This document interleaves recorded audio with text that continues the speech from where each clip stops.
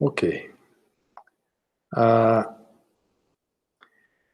O tema dessa reflexão de hoje é: onde está Deus no meu sofrimento? É um tema difícil, obviamente, não tenho a pretensão de fazer uma reflexão nem muito profunda, nem muito exaustiva, mas uma reflexão introdutória. A minha agenda com vocês essa noite é examinar algumas verdades bíblicas que nos ajudam a entender um pouquinho melhor o problema do sofrimento, mas obviamente a complexidade do problema demanda mais estudo, mais leitura, mais pesquisa e assim por diante, né? Vou começar lendo dois textos da Palavra de Deus. Um está lá em Salmo, capítulo 13, verso 1, e o outro Abacuque, capítulo 1, a partir do verso 2. Começando com o Salmo aqui, a partir do verso 1 do capítulo 13. Até quando, Senhor, esquecer-te-ás de mim para sempre? Até quando ocultarás de mim o rosto? Até quando estarei eu relutando dentro de minha alma, com tristeza no coração cada dia? Até quando se erguerá contra mim o meu inimigo? Atenta para mim, responde-me, Senhor. Senhor Deus meu, ilumina meus olhos para que eu não durma o sono da morte, para que não diga o meu inimigo, prevaleci contra ele, e não se regozijem os meus adversários, vindo eu a vacilar. Então, aqui o salmista está visivelmente angustiado, passando por problemas, e o clamor dele para Deus é: Senhor, até quando? Até quando o Senhor vai permitir isso tudo sem interferir, sem intervir a meu favor? Essa era basicamente a expressão de clamor do salmista. E Abacuque: até quando, Senhor? Clamarei eu e tu não me escutarás? Gritar-te-ei violência e não salvarás? Porque me mostras a iniquidade e me fazes ver a opressão? Pois a destruição e a violência estão diante de mim, há contendas e o litígio suscita. Por essa causa a lei se afrouxa e a justiça nunca se manifesta, porque o perverso cerca o justo e a justiça é torcida. Então, tanto o salmista quanto o Abacuque, profeta, estão num tom de reclamação se dirigindo a Deus. Eles estão passando por situações de sofrimento, vendo males, e a queixa deles é a falta de intervenção de Deus, que tem permitido esses males nas suas vidas. O problema do mal, do sofrimento, há quem considere que seja o maior obstáculo intelectual à fé cristã, à crença em Deus. Parece inacreditável que um Deus que é todo poderoso e todo bondoso exista, porque o sofrimento e os males se multiplicam e parece que Deus está ausente.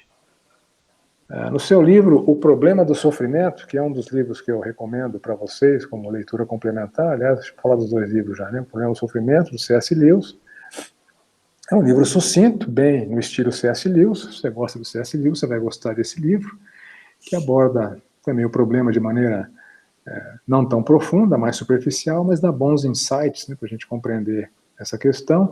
E um outro livro do William Lane Craig, chamado, não é especificamente sobre males e sofrimento, né? O livro chama Perguntas Difíceis, Respostas Reais, né? Hard Questions, Real Answers. Tem alguns capítulos do livro que tratam da questão do sofrimento. Mas voltando para o caso do C.S. Lewis, no seu livro Problema do Sofrimento, ele narra a sua atitude, a sua postura quando ele era ateu, sobre a quantidade de tragédias, maldades e sofrimento que ele via no mundo. A sua postura como ateu era o seguinte, abre aspas, né? Se você me pedir para acreditar que esta é a obra de um espírito benevolente e onipotente, replico que toda a evidência aponta na direção oposta. Ou não existe espírito por trás do universo, ou não existe um espírito, Ou então existe um espírito indiferente ao bem e ao mal, ou seja, um espírito perverso. Então essa era a constatação do C.S. Lewis nos seus tempos de ateísmo. O maior problema da fé cristã para o C.S. Lewis era justamente a questão do sofrimento. O tamanho do sofrimento e da miséria humanos é incalculável. Há muito sofrimento no mundo, há muitos males no mundo. O ser humano é capaz das piores crueldades. Tem um livro chamado A História da Tortura. Se você averiguar nesse livro, você vai ficar indignado das coisas que o ser humano é capaz de fazer. E a própria história da igreja cristã, está cheia de barbárie. Houve 8 cruzadas entre o ano 1090 e 1274 para tentar liberar a Terra Santa do controle islâmico. Eram investidas marcadas pela ganância, engano, cobiça, poder, carnificina, maldade. A quarta cruzada, que iria para o Egito, no meio do caminho resolveram desviar para Azar e Constantinopla, que era a capital do Império Cristão Oriental, e cometeram as maiores atrocidades. Houve uma cruzada em 1212, onde o Papa recrutou milhares de crianças para formar um exército, para lutar contra os muçulmanos. As crianças todas sofreram barbaridade, foram vendidas como escravas na França. E a história da humanidade está cheia de horrores, guerras, muito sangue inocente derramado. A Segunda Guerra Mundial, por exemplo, matou 6 milhões de judeus, 16 milhões de alemães, 20 milhões de russos. Houve aproximadamente 51 milhões de vidas perdidas. Tem um novelista russo que chama Fyodor Dostoiévski, na sua novela chamada Os Irmãos Karamazov, ele propõe naquele livro uma das mais poderosas objeções à existência de Deus, justamente em cima do problema do sofrimento. No seu livro ele conta a história de 2 irmãos, um irmão ateu e um irmão que era um padre. Esse irmão ateu explica para o seu irmão padre que o mal no mundo é uma grande evidência da impossibilidade de se crer em Deus. Ele comenta com o seu irmão padre os crimes cometidos pelos turcos na Bulgária. Quando invadiram a Bulgária, eles tinham muito prazer na tortura, especialmente tortura de crianças. Eles arrancavam bebês da barriga das suas mães. Eles arremessavam crianças para o ar e espetavam com as suas baionetas na frente das mães, para se divertirem com isso. Em uma das mais trágicas cenas narradas no livro, um soldado brinca com um bebê no colo da sua mãe, até que o bebê ri. Quando o bebê ri, ele aponta a pistola para a cabeça do bebê, que ri ainda mais, e aí ele dispara um tiro e estoura a cabeça da criança no colo da sua mãe. E o irmão ateu conta para o irmão padre outra história de uma garotinha russa que era odiada pelo pai e pela mãe. Seus pais, muito bem educados e respeitados na comunidade, cometiam as mais cruéis barbaridades com a criança. Aos 5 anos, a criança era submetida às mais diversas torturas, apanhava sem razão, era chutada, até que enormes hematomas se formassem no seu corpo. Certa vez, seus pais a confinaram num lugar frio e encheram sua boca de fezes. Como imaginar essa pequena criatura implorando inutilmente pela proteção de um Deus bondoso que não intervém? Alguém poderia dizer que esse tipo de situação é permitida para que o homem entendesse a diferença entre o bem e o mal, argumenta o irmão ateu. Mas por que deve se conceber uma diferença tão diabólica entre o bem e o mal, a esse custo tão elevado de um sofrimento inútil de tantas pessoas? Todo o conhecimento do mundo sobre o bem e o mal, segundo esse irmão ateu, não vale aquela oração daquela criança clamando pela ajuda do Deus bondoso, ajuda essa que nunca veio. Esse tipo de sofrimento causado pelo homem já é suficientemente grande e maldoso, entretanto, ainda todo o sofrimento causado pelas forças da natureza. E como conciliar a existência de um Deus todo-poderoso, todo-amoroso, com tanto sofrimento causado pelas calamidades naturais, enchentes, terremotos, tornados, tsunamis, epidemias, ceifando a vida de tantas pessoas, né, como nós estamos vendo atualmente, né, com a Covid-19, tanta miséria e sofrimento que as doenças trazem, câncer, más formações genéticas. Ainda hoje estava passeando pelo meu condomínio, uma garotinha, deve ter aí seus 4 anos, talvez, é presa a uma cadeira de roda, com toda a dificuldade motora, possivelmente intelectual. Imagino que essa família sofreu desde receber a notícia, e sofre, né, vendo a miséria da menina. Então, há muito sofrimento no mundo, e muito desse sofrimento é causado por forças naturais. Em 85, por exemplo, houve um grande terremoto na cidade do México.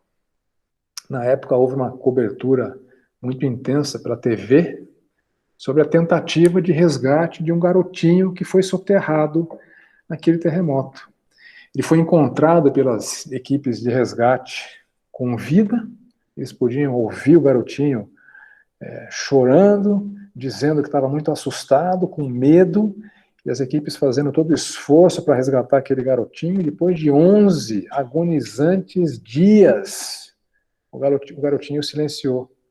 Morreu sozinho, no escuro, preso, sem comida, sem água, agonizando de medo.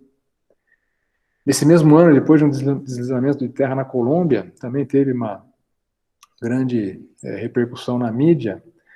Uma pequena garota ficou espetada por um ferro e o seu queixo numa poça d'água bem lamacenta. E eles não conseguiam libertar aquela garota. Depois de alguns dias, ela morreu afogada na frente da equipe de resgate, porque a água subiu e eles não conseguiram resgatá-la. Então, muitos questionam diante dessas cenas por que essas crianças, em particular, sofreram tanto. Se era para elas morrerem, porque simplesmente não morreram, sem passar por tanta dor e agonia. Qual é a razão dessas mortes torturantes, lentas e sem sentido? Algum crente ingênuo pode acreditar, achar que esse tipo de calamidade não aflige os salvos. Né? E citam até versos bíblicos, né? Todas as coisas cooperam para o bem daqueles que amam a Deus. Então, calamidades estão reservadas para os pagãos, para os perdidos, creem eles. Mas é uma ingenuidade. A gente, olhando para a vida prática, a gente verifica que calamidades angustiantes também afligem o povo de Deus e, particularmente, as pessoas sérias com Deus. Né? Mencionando alguns casos, um líder cristão importante foi decapitado por um arame farpado quando brincava de escorregar com seu filho. Um pastor muito relevante na sua comunidade mata o próprio filho dando marcha ré no carro. Missionários canadenses tiveram que voltar do campo missionário porque a filha caiu do 3º andar, sofreu um dano cerebral grave. 5 missionários que tentavam alcançar os Aucas, no Equador, foram assassinados pelos indígenas. Então, nossa constatação prática é inequívoca. Crentes não estão isentos de sofrerem esse tipo de calamidade aparentemente sem finalidade que há em tanta abundância no mundo. Então, à luz dessa quantidade e da natureza desse sofrimento todo, seja causado pelo homem ou por causas naturais, como alguém pode crer que existe um Deus todo-poderoso, todo-amoroso e todo-benevolente, todo-bondoso?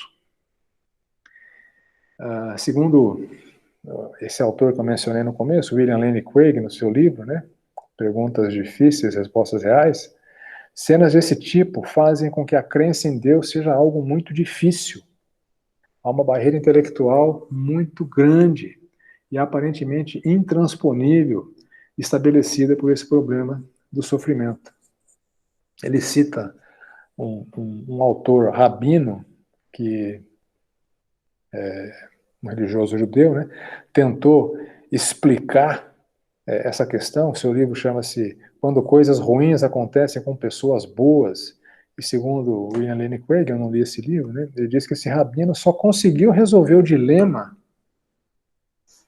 tanto sofrimento, tanto mal, tanta dor, com um Deus amoroso e benevolente, ele só conseguiu resolver o dilema negando que Deus fosse todo-poderoso. Então, o sofrimento acontece porque Deus não consegue evitá-lo. A única explicação plausível para aquele rabino é que Deus não consegue evitar. Ele é limitado. Ele não é todo poderoso. Essa foi a tese que foi utilizada, me lembro, em 2004, depois daquele tsunami da Ásia, que ceifou perto de 230 mil vidas. Vários teólogos lançaram mão justamente desse argumento. Deus não consegue evitar esse tipo de mal. Deus não previu que o tsunami ia acontecer. Um desses teólogos da negação de que Deus seja todo-poderoso, tupiniquim, chamado Ricardo Gondim, que é um pastor de uma Assembleia de Deus, né, teve seu momento de glória no Brasil, hoje já está mais esquecido, mas, enfim, na época ele disse o seguinte: não, ele não pôde evitar a catástrofe asiática.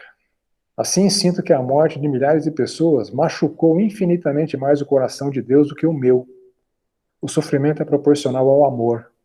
O pouco que conheço sobre Deus e sobre seu caráter me indica que há muitas lágrimas no teria conseguido evitar que aquelas quase 230 mil pessoas morressem. Né? Se a gente olhar para a concepção bíblica de Deus, como que nós podemos considerar a existência do mal e sofrimento num mundo criado e sustentado por um Deus que, segundo a Bíblia, é todo-poderoso e é todo bondoso? Então, esse autor, William Lane Craig, ele propõe que a gente reflita nesse problema fazendo uma distinção, classificando o problema do sofrimento em duas grandes categorias: o problema intelectual do sofrimento e do mal e o problema emocional do sofrimento e do mal.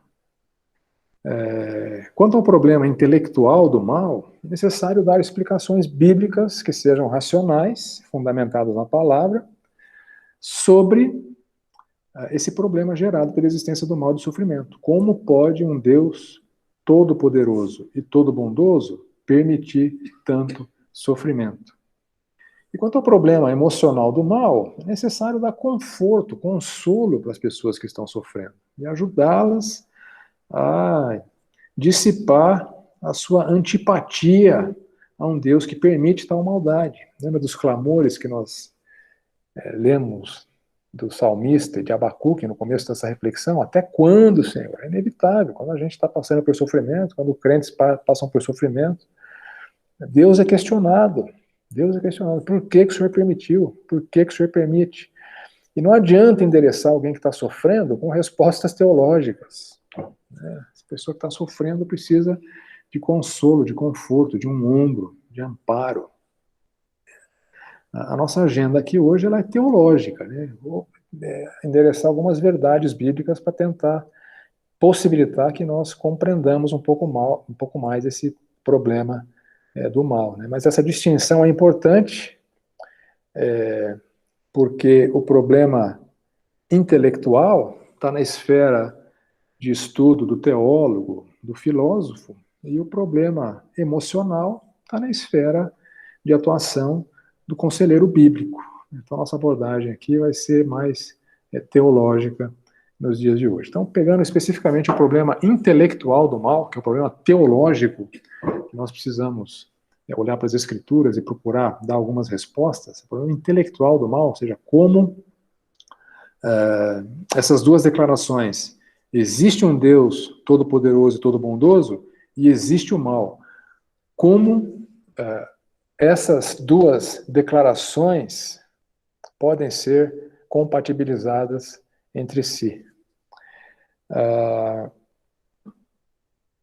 Muitos ateus dizem que há uma contradição implícita nessas duas declarações, que existe um Deus todo-poderoso e todo-bondoso e existe o mal, porque na mente do ateu, no argumento de ateu, se existisse esse Deus, o mal seria mais contido do que ele o é. Se Deus é todo-poderoso, ele poderia ter criado um mundo que quisesse. E se Deus é todo-bondoso, ele deveria preferir um mundo sem sofrimento.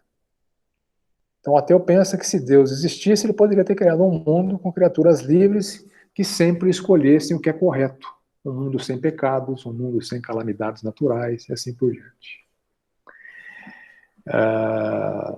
E esse ateu também afirma que seria possível Deus criar criaturas livres, que não fossem marionetes, mas que escolhessem sempre o bem.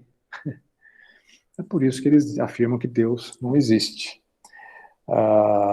Esse argumento ele foi bem sumarizado por um cético escocês que viveu ali entre os anos 1711 e 1776, David Hume, não sei a pronúncia exata, né? David Hume, Hume é o sobrenome dele. Ele sumarizou esse problema da seguinte maneira: se Deus deseja, é um cético, né? Se Deus deseja prevenir o mal, mas não é capaz, então ele é impotente. Se Deus é capaz, mas não quer fazê-lo, então ele é malévolo.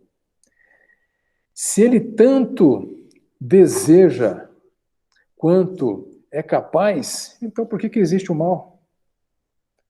Se o mal existe, segundo esse cético, o Deus da Bíblia não existe. Um Deus onipotente e um Deus onibenevolente. O William Lane Craig destrincha bem esse problema levantado pelos ateus. Eu vou abordar por cima, né, suas argumentações, mas se quiser aprofundar mais sobre isso, eu recomendo a leitura do livro, né? Mas ele aponta uma primeira falácia, um primeiro engano desse argumento cético, desse pressuposto dos céticos, porque aquilo que o cético está assumindo não é necessariamente verdadeiro. Então, Deus Todo-Poderoso poderia criar qualquer mundo possível de ser criado. Ok, mas qualquer mundo possível de ser criado. O fato de Deus ser todo-poderoso não significa que ele possa realizar impossibilidades lógicas, como, por exemplo, fazer alguém livremente sempre escolher o que é bom e nunca causar mal para ninguém. Não, isso é impossível. Se a pessoa é livre, ela pode escolher, e dentro das suas escolhas, ela pode escolher causar males para outras pessoas. Então, ou seja, se Deus cria seres genuinamente livres, é impossível que Deus determine suas escolhas. Eles são livres. E grande parte do sofrimento do mundo deriva das más escolhas pecaminosas que as pessoas fazem.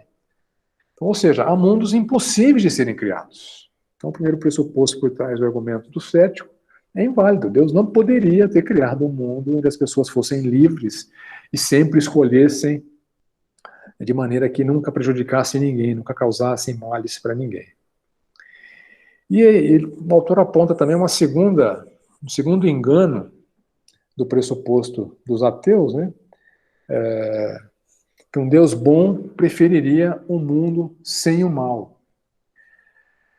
Eventualmente, nós mesmos permitimos que o mal aconteça para alguém porque ele vai trazer um benefício maior.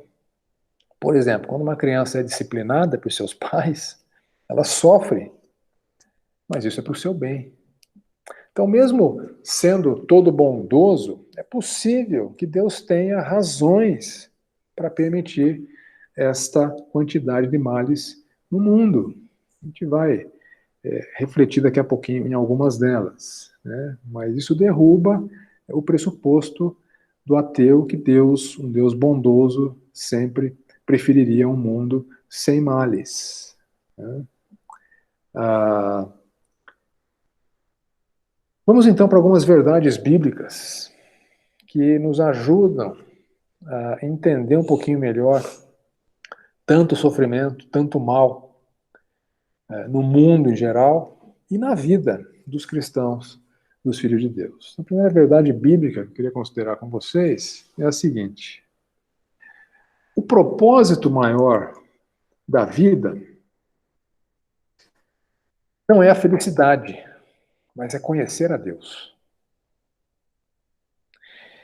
Esse conhecimento de Deus traz como subproduto a verdadeira felicidade, mas o propósito é conhecer a Deus, ter um relacionamento com Deus. Olhando para a Bíblia, escolhi 2 textos que sumarizam bem, na minha opinião, essa verdade. O primeiro está lá no Salmo 16, a partir do verso 5, nós lemos o seguinte: O Senhor é a porção da minha herança e meu cálice. Tu és o arrimo da minha sorte. Caem-me as divisas em lugares amenos. É muito linda a minha herança. Bendigo o Senhor que me aconselha, pois até durante a noite meu coração me ensina. O Senhor tem sempre a minha presença. Estando Ele à minha direita, não serei abalado. Alegra-se, pois, o meu coração, o meu espírito exulta, até o meu corpo repousará seguro. Pois não deixarás a minha alma na morte, nem permitirás que o teu santo veja corrupção. Tu me farás ver os caminhos da vida, na tua presença a plenitude de alegria, na tua destra delícias perpetuamente. Eu tive aqui o salmista se deleitando no seu conhecimento de Deus, desfrutando do seu conhecimento de Deus. Nem a morte ele temia. Ele tinha certeza que não seria a fronteira final e ele estaria seguro junto de Deus. Em Jó, no capítulo 36, nós lemos o seguinte: Deus não tira os seus olhos dos justos, pelo contrário, os assenta no trono com os reis para sempre, e eles são exaltados. Se estão presos com correntes e amarrados com cordas de aflição, ele lhes faz ver as suas obras, as suas transgressões, e que se mostraram arrogantes. Abre-se-lhes também os ouvidos para a instrução e ordena que se convertam da iniquidade. Se o ouvirem e o servirem, acabarão os seus dias em felicidade e os seus anos em delícias. Porém, se não o ouvirem, serão passados pela espada e morrerão na sua cegueira.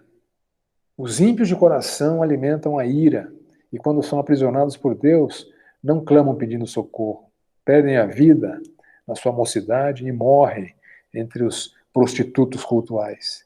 Deus livra o aflito por meio da sua aflição e, pelo sofrimento, lhe abre os ouvidos. Assim também a você, Deus procura tirar da angústia e levar para um lugar espaçoso, em que não há aperto, e para o conforto de uma mesa cheia de comida saborosa.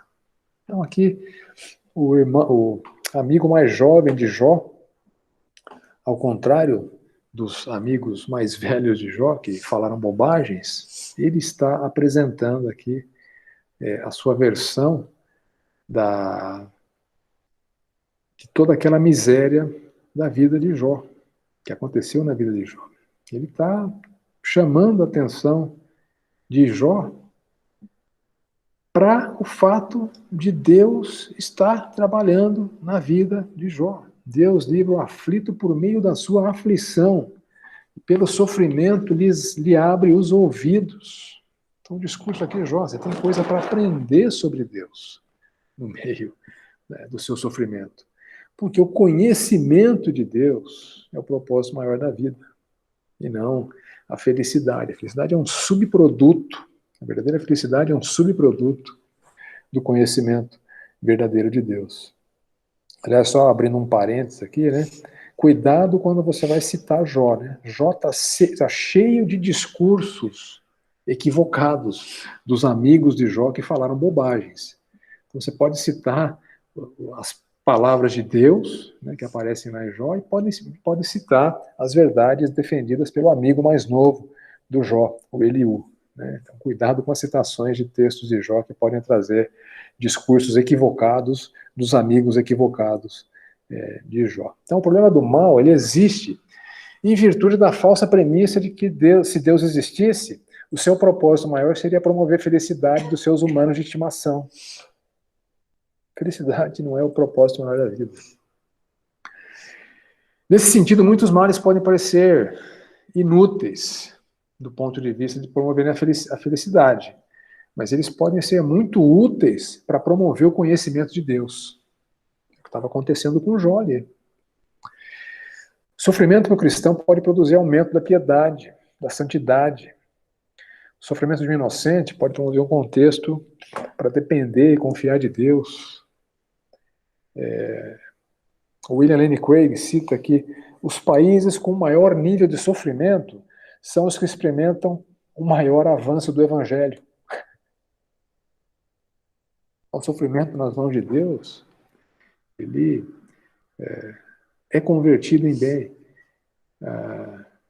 Na China, 20 milhões de pessoas morreram durante a Revolução Cultural do Mao Tse-tung.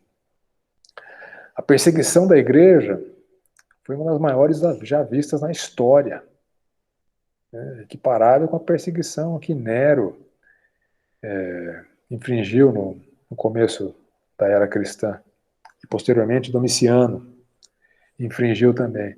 Mas essa perseguição, segundo William Lane Craig, promoveu um fortalecimento da igreja na China. Desde 1977, a igreja na China tem crescido muito. Houve uma estimativa que o autor cita aqui, que em 1990, estimava-se que havia 75 milhões de cristãos na China. Segundo William Lane Craig, o Mao Tse-tung se tornou o maior evangelista da história. O seu sofrimento promoveu a evangelização de milhões de pessoas. El Salvador, 12 anos de guerra civil, terremotos, calamidades econômicas, 80% do povo na miséria. Em 1960, os evangélicos eram 2%, hoje são 20%. Etiópia, milhões de mortos por fome, duas grandes correntes de perseguição à igreja na Etiópia, acabou purificando a Etiópia, produzindo mártires. Em 1960 havia menos de 1% de cristãos. 30 anos depois, já tem 13%. E continua crescendo. Né? E a história da humanidade está repleta de sofrimento e guerras. Entretanto, no ano 100, para cada cristão havia 360 descrentes. No ano 1000, para cada cristão havia 220 descrentes. No ano 1900, para cada cristão havia 27 descrentes. Em 1990, para cada cristão havia somente 7 crentes. Então não é improvável que esse crescimento de cristãos no mundo se deva em parte por conta da existência de mal no mundo. Então, a primeira verdade bíblica, o propósito maior da vida não é a felicidade, mas é conhecer a Deus. Segunda verdade bíblica que nos ajuda a entender o mal no mundo, a raça humana está em rebelião contra Deus e contra o seu propósito. Em 1 João nós lemos o seguinte, a partir do sétimo versículo do capítulo 3. Filhinhos, não se deixem enganar por ninguém. Aquele que pratica a justiça é justo, assim como ele é justo. Aquele que pratica o pecado procede do diabo, porque o diabo vive pecando desde o princípio. Para isso se manifestou o Filho de Deus, para destruir as obras do diabo. Todo aquele que é nascido de Deus não vive na prática do pecado, porque nele permanece a semente divina. Esse não pode viver pecando, porque é nascido de Deus. Nisto são manifestos os filhos de Deus e os filhos do diabo. Todo aquele que não pratica a justiça não procede de Deus, e o mesmo vale para aquele que não ama o seu irmão. Então, João sumariza duas categorias, a humanidade em duas categorias, ele sintetiza a humanidade em duas categorias, os filhos de Deus e os filhos do diabo. Os que amam a Deus e os que odeiam a Deus. E a característica dos filhos do diabo é a pecaminosidade. E o pecado gera uma infinidade de sofrimento na humanidade.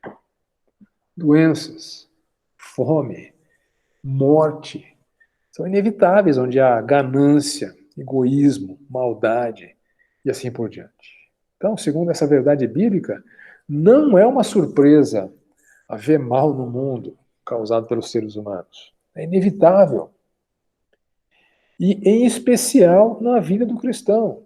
Grande parte desses males causados pelos filhos do diabo afligem especificamente os filhos de Deus. É inevitável. Terceira verdade bíblica, que nos ajuda a entender a convivência do mal no mundo com Deus Todo-Poderoso, é a seguinte: a morte, ela é inevitável. Ela é iminente e é uma grande catalisadora de sofrimentos. E muita morte acontece no mundo como mensagem de Deus para a humanidade. Todo mundo vai morrer e todo mundo pode morrer daqui a pouquinho. No Salmo 90, o salmista nos ensina o seguinte: somos consumidos pela tua ira e pelo teu furor, somos conturbados. Pusestes as nossas iniquidades diante de ti, e sob a luz do teu rosto os nossos pecados ocultos. Pois todos os nossos dias se passam na tua ira. Acabam-se os nossos anos como um breve pensamento. Os dias da nossa vida sobem a 70 anos, e havendo vigor a 80. Neste caso, o melhor deles é canseiro e enfado, porque tudo passa rapidamente, nós voamos. Quem conhece o poder da tua ira, da tua cólera, segundo o temor que te é devido? Ensina-nos a contar os nossos dias para que alcancemos coração sábio. O salmista aqui nos chama atenção para a indignação, para a ira de Deus diante dos nossos pecados. E nos alerta para o fato de que a nossa vida é muito breve. Nossos anos se acabam como um breve pensamento. Então o salmista nos lembra que a vida é muito efêmera. E se aproximando o momento de partir, 70, 80 anos, a gente entra na fase da canseira e do enfado. É sofrimento. E o alerta que o salmista faz é: ensina-nos a contar os nossos dias para que alcancemos coração sábio. Faz-nos olhar para a brevidade das nossas vidas e para o fato de que a nossa pecaminosidade deixa Deus irado, para que essa contemplação dessas realidades nos remeta à condição de termos corações mais sábios, que buscam a Deus e que zelam pela obediência de Deus. A morte causa sofrimento. Ela é inevitável, ela é iminente e causadora de sofrimento. Quem morre geralmente sofre. A própria experiência de ver a morte se aproximando, seja por causa da idade, seja por conta de um diagnóstico, isso gera um sofrimento emocional muito grande. A morte natural geralmente é precedida por um sofrimento físico. E a morte de entes queridos causa sofrimento nas pessoas que ficam. E as causas de morte que acontecem mundo afora são muito diversificadas. Calamidades naturais ceifam vidas, doenças ceifam vidas, a maldade humana ceifa vidas. Né? Todos morrerão. A questão é como. Em 2004, como eu citei aquele tsunami, Deus resolveu que 300 mil pessoas morreriam com aquele tsunami. Todos vão morrer. Deus decidiu que aquele tsunami ceifaria 230 mil vidas aproximadamente. Ele teve um propósito com isso. Nós estamos vivendo uma pandemia que já ceifou perto de 900 mil vidas. E vai ceifar mais vidas ainda. Deus está permitindo isso. Podemos não saber exatamente qual é, mas há um propósito. Agora, essa verdade é inabalável.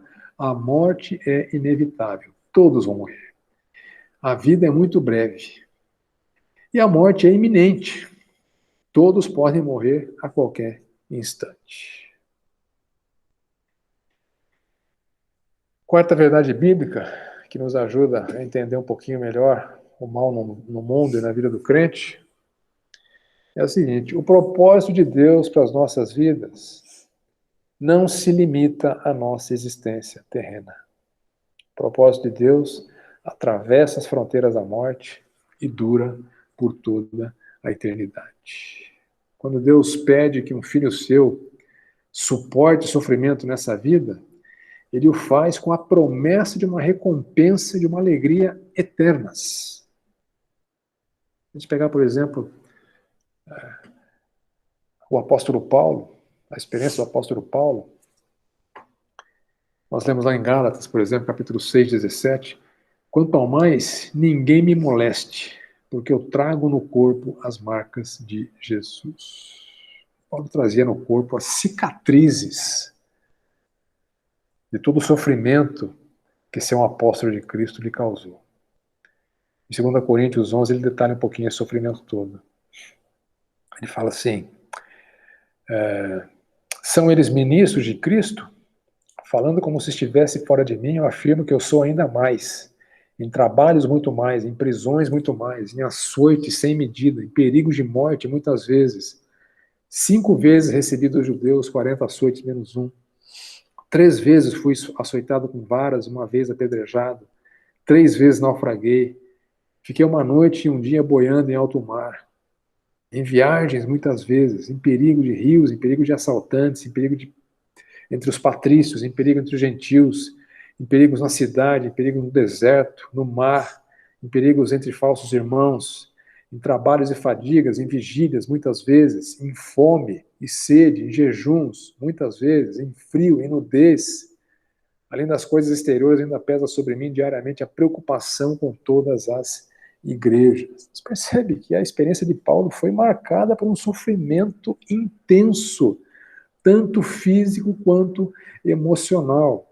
Aos Filipenses, Paulo chegou a dizer: eu tenho desejo de partir e estar com Cristo, que é incomparavelmente melhor.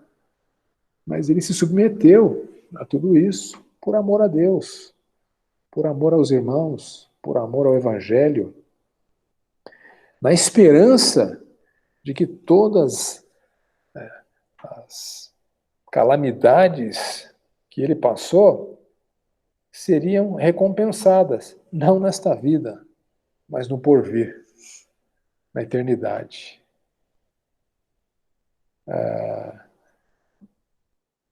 Paulo chega a dizer no capítulo 16, verso 17, de 2 Coríntios, perdão, capítulo 4, verso 16, verso 17, porque a nossa leve e momentânea tribulação produz para nós um eterno peso de glória acima de toda a comparação. Paulo considerava todos esses flagelos pelos quais ele passou como uma leve e momentânea tribulação, se comparada com o que a alegria de estar com Deus representaria na eternidade.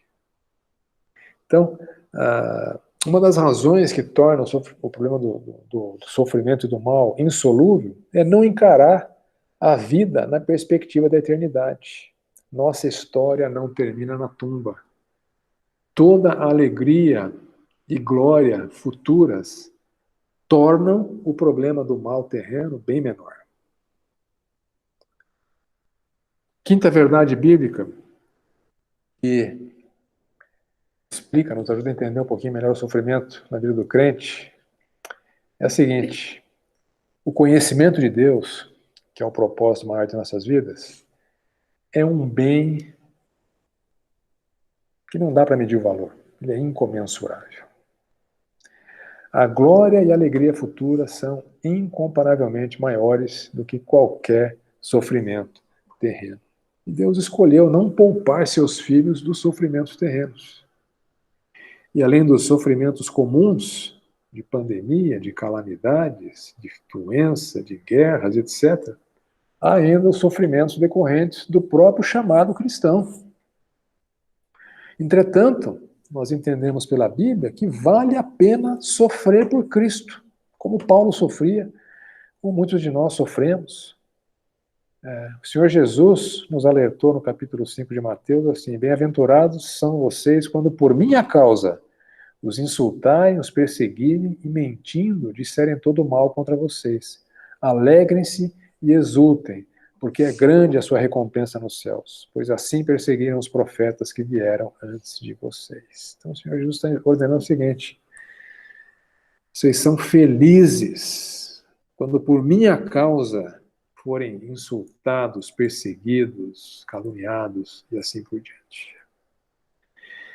Todo sofrimento que eventualmente passamos aqui nessa vida, eles não deveriam suprimir a alegria no Senhor. Abacuque, que eu citei no começo, reclamando com Deus, um pouco mais para frente, no capítulo 3, ele fala o seguinte: ainda que a figueira não floresça, nem haja fruto na vide, o produto da oliveira minta, os campos não produzam mantimentos, as ovelhas sejam arrebatadas do aprisco, e nos currais não haja gado, todavia eu me alegro no Senhor e exulto no Deus da minha salvação. Então, apesar do sofrimento, apesar dos males, a alegria na vida do salvo deve estar firmada no conhecimento de Deus, esse bem incomensurável. Nós somos de Deus, nós temos um relacionamento com Deus, e nossa alegria deve estar fundamentada nisso e não nas circunstâncias da nossa vida, que ora serão favoráveis e ora não serão tão favoráveis. Sexta verdade bíblica, e eu vou terminar com ela, que explica o sofrimento da vida do crente. Quer gostemos, quer não, existem certos aperfeiçoamentos na nossa vida, na vida de alguém que é piedoso. Existem certos aperfeiçoamentos que só se consumam mediante o sofrimento. Gostemos disso ou não. 2 Coríntios 12, Paulo fala o seguinte: eu sinto prazer nas fraquezas, nas injúrias, nas necessidades e nas perseguições, nas angústias por amor de Cristo, porque quando sou fraco, então é que sou forte. Paulo via o benefício do seu sofrimento para aniquilar qualquer investida de autossuficiência e estimulá-lo à fraqueza, à plena dependência de Deus. E nessa condição de plena fraqueza e plena dependência de Deus, então que ele é forte. Porque é o poder de Deus que está se aperfeiçoando nas fraquezas. Então, para você confiar mais no Senhor, o sofrimento é necessário. Para você aprender a depender mais do Senhor, o sofrimento é necessário. Para você desenvolver a virtude da paciência, o sofrimento é necessário.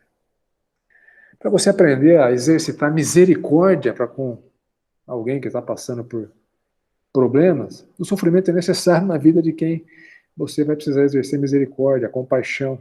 Você percebe que virtudes cristãs são dependentes do sofrimento. Então Deus tem razões moralmente significativas para permitir o sofrimento em nossas vidas. Nós não teremos todas as respostas. Jó não teve todas as respostas. Nós precisamos confiar na verdade bíblica que afirma que todas as coisas cooperam para o bem daqueles que amam a Deus, daqueles que são chamados segundo o seu propósito. Romanos 8, 28. No final do livro de Jó, nós lemos o seguinte: Jó respondeu ao Senhor e disse: bem sei que tudo podes, e nenhum dos seus planos pode ser frustrado. Tu perguntaste: quem é este que sem conhecimento encobre os meus planos? Na verdade, eu falei do que eu não entendia. Coisas que são maravilhosas demais para mim. Coisas que eu não conhecia. Disseste: escute, porque eu vou falar, e farei perguntas, e você me responderá. E eu te conhecia só de ouvir, mas agora os meus olhos te veem. Por isso me abomino e me arrependo no pó e na cinza. Lembrando, Jó, um homem justo, um homem íntegro, na vida de quem Deus permitiu as piores calamidades que foram infligidas pelo próprio Satanás, além das dores de perder todos os filhos, doenças, chagas, enfim, sofrimento indescritível. Todo o tempo Jó questionando, e ele terminou sendo restaurado sem respostas. Deus nunca respondeu para Jó por quê, mas Jó conclui com essa verdade. Eu te conhecia só de ouvir, agora os meus olhos te veem. Então, mesmo na vida daquele justo Jó, tudo que ele passou o promoveu a um estado de comunhão com Deus superior ao que ele tinha antes da experiência. E por isso que ele se abomina e se arrepende no pó e na cinza. Porque questionou a Deus, porque ensinou que Deus era injusto por permitir que ele passasse por tudo aquilo que ele passou. Então, lembrando que essa nossa reflexão procurou endereçar um pouquinho o problema intelectual do mal. Não é com essas considerações teológicas que a gente vai abraçar quem está precisando do nosso ombro, do nosso abraço. Mas isso é para a gente refletir um pouquinho algumas verdades bíblicas que nos ajudam a entender melhor este problema. Ok? Meu relógio aqui já são 7:55. Queria abrir para perguntas ou para contribuições. Alguém gostaria de perguntar alguma coisa ou colaborar com a reflexão de alguma maneira? Pode abrir seu microfone e falar se você quiser.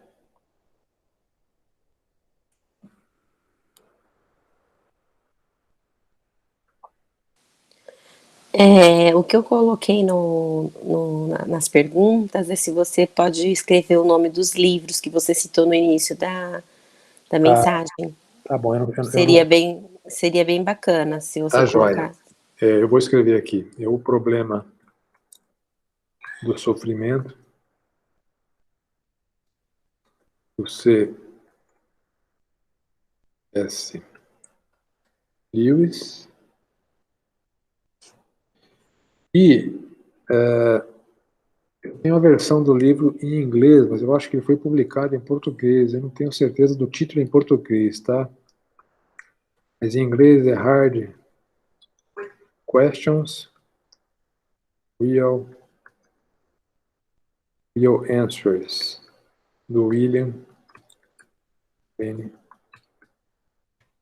Craig. Em português, talvez seria perguntas difíceis, respostas reais. Deixa eu pesquisar aqui.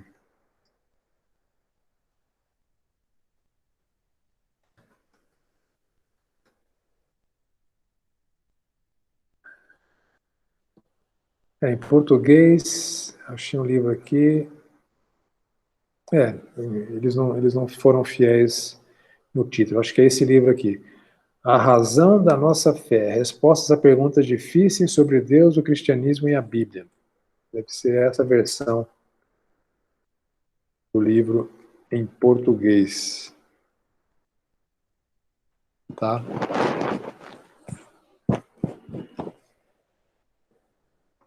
Mais alguma coisa, gente?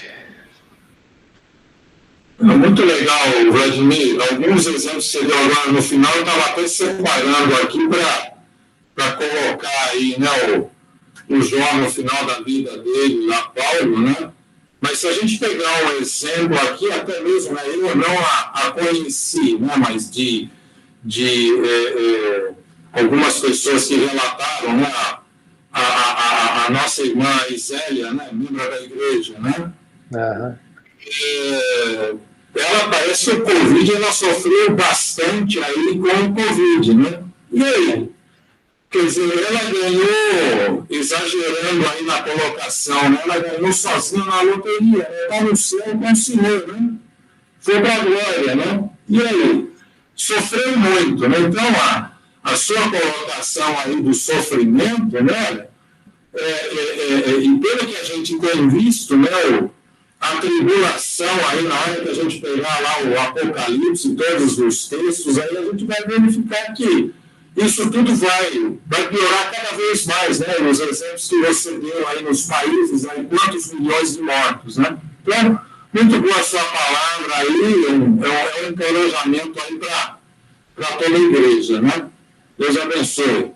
Obrigado, Simão. Deus abençoe você também. Obrigado pela contribuição, hein? Mais alguma colocação, gente? Ok, vou terminar com uma palavrinha de oração. Bondoso Deus, muito obrigado por esse tempo de refletirmos nessa questão que é ao mesmo tempo complexa, difícil, mas que a tua palavra nos dá respostas sólidas que devem forjar nossas convicções, nosso caráter, nossa confiança em ti. Que o Senhor nos capacite as mazelas que estão por vir para nossas vidas, que o Senhor nos ensine a dependência, a confiança do Senhor, que o Senhor nos estimule a oferecer nosso ombro, nosso choro, nosso conforto às pessoas do nosso relacionamento que eventualmente estiverem passando por problemas e por sofrimentos. Nós te bendizemos, gratos por esse tempo, por tua instrução, em nome do Senhor Jesus Cristo. Amém. Ok, meus irmãos. Amém. Obrigado pela atenção.